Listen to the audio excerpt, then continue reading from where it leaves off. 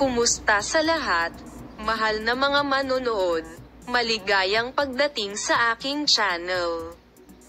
Ang aktres na si Tagba Buyet Usten, na palaging nasa agenda sa mga serye sa TV na pinagbibidahan niya, ay nasa harap na naman ng kamera.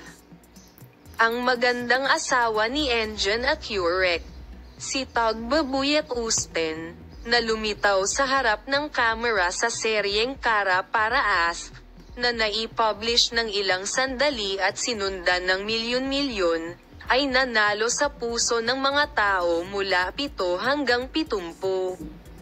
Pagkatapos ng kanyang kasal kay Engin Acurec, si Tagba Buyet Usten ay nagpahinga saglit sa screen.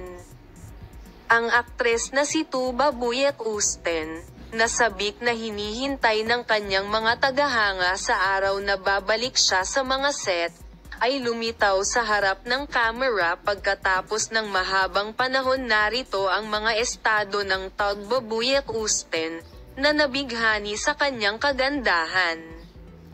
Pagkatapos ng kanyang kasal kay Engin Acurec, si Tuba Buyet Usten ay nagpahinga saglit sa screen. Si Tagba Buyet Usten, nasabik na kinuha ng kanyang mga tagahanga sa araw na dapat siyang bumalik sa set, ay lumitaw sa harap ng kamera pagkatapos ng mahabang panahon. Narito si Tagba Buyet Usten, na nabighani sa kanyang kagandahan. Si Tagba Buyet Usten, na nakibahagi sa maraming produksyon sa kabuuan ng kanyang matagumpay na karera, ngunit nabuhay sa kanyang ginintoang edad sa serye sa TV na Kara Para As, ay sinusundan ng interes sa social media. Ikinasal si Tuba Buyet Usten sa sikat na aktor at gwapong aktor na si Engin Acurec noong 2016 at ipinanganak ang kanilang anak na babae mula sa kasal na ito. Ang araw kung kailan babalik si Tagba Buyet Usten, na lumayo sa mga screen sa panahong ito, ay sabik na hinihintay.